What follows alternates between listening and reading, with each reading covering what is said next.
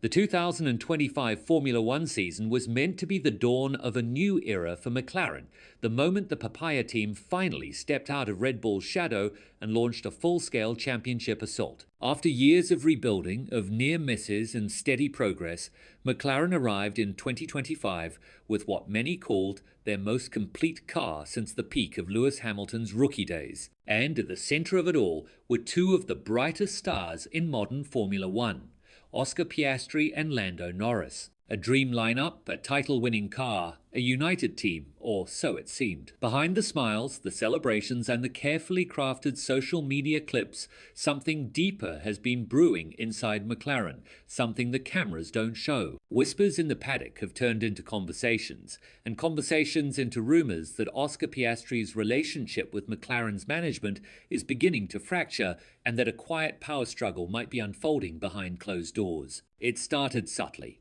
Small things. A pit stop here, a strategy call there, moments that individually could be dismissed as coincidences. But put together over a season, they start to form a pattern that's impossible to ignore. Fans began asking the question everyone else was too nervous to say aloud. Is McLaren unintentionally favouring Lando Norris? And if so, could it be costing Oscar Piastri his shot at the World Championship? For months, that question has echoed through the paddock. Insiders talk about disagreements, miscommunication, and a growing sense of frustration from Piastri's side of the garage. The Australian, once McLaren's quiet prodigy, has turned into a full-blown title contender, yet finds himself fighting not only Max Verstappen and George Russell, but also the complicated politics of his own team. McLaren insists both drivers are treated equally.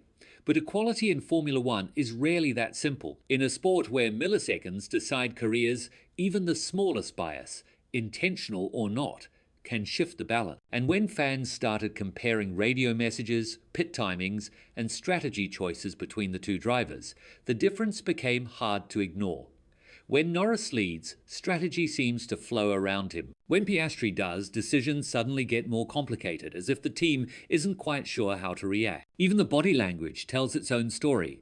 When Norris wins, the atmosphere in the garage is electric, engineers cheering, mechanics celebrating, Zak Brown front and center. But when Piastri crosses the line first, the energy changes. The smiles are there, but they're tighter, quieter. The congratulations feel more obligatory than emotional. It sends a subtle, almost subconscious message that Norris is McLaren's heart, and Piastri is their challenger, not their equal. This dynamic, whether real or perceived, has transformed what should have been McLaren's golden season into a mental and emotional tug-of-war. Oscar Piastri, known for his composure and methodical calm, is now carrying the weight of championship pressure while managing the politics of a team split between two stars. And that's where his mentor, Mark Webber, becomes crucial. Webber knows this game all too well. He lived through it himself at Red Bull, alongside Sebastian Vettel.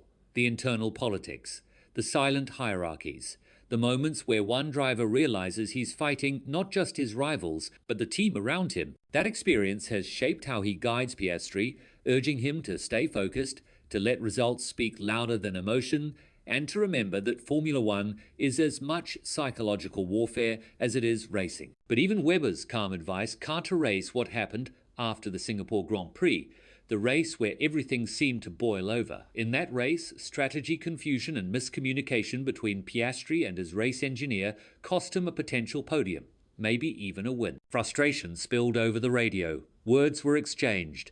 And though both sides downplayed the incident afterward, the atmosphere at McLaren noticeably shifted. From that point, whispers began that Piastri's patience was wearing thin, and that his camp was quietly evaluating what options might exist beyond McLaren. And timing in Formula One is everything, because looming over all of this is the 2026 regulation overhaul, a once-in-a-decade reset that could rewrite the competitive order. Every major team is already planning for that new era, and every top driver is thinking 2 steps ahead. Ferrari, ever searching for stability and consistency, might look at Piastri as the modern equivalent of Alain Prost, a driver capable of bringing structure to chaos. And then there's Aston Martin, now armed with the genius of Adrian Newey and a growing war chest. For a driver like Piastri, that could be a once-in-a-generation opportunity to build something from the ground up, with the best engineering mind in Formula One behind him. Even Bernie Ecclestone, never one to hand out compliments lightly, recently called Piastri one of the most talented and mature young drivers F1 has seen in years. That's high praise, and it reflects what many inside the paddock quietly believe, that Oscar Piastri is not just good, he's special. Yet somehow, inside McLaren, he still feels like the second story in his own success. Small strategy mistakes keep creeping in. Calls that could swing races seem to lean the other way. And as Verstappen's upgraded Red Bull finds form again, those small errors are turning into massive consequences. Piastri's lead in the standings, once comfortable, has started to shrink, and the frustration, though hidden behind a calm exterior, is starting to show in tiny moments, clipped radio replies, longer post-race silences, and an unmistakable tension during press interviews. If McLaren doesn't handle this situation carefully, the fallout could be catastrophic. Losing Piastri would not just damage their championship hopes, it would hit the very foundation they've spent years rebuilding. After all, how many teams get handed a driver who's both lightning fast and mentally bulletproof, and then risk driving him away? The irony is that both Norris and Piastri are brilliant, two of the best of their generation. But Formula One history has shown that when two alpha talents are forced to share one team, something eventually gives. Senna and Prost, Hamilton and Rosberg, Webber and Vettel. The story almost always ends the same way, in fireworks, fractures, and headlines. For now, Piastri remains the model professional. Calm, composed, focused, but patience is not infinite.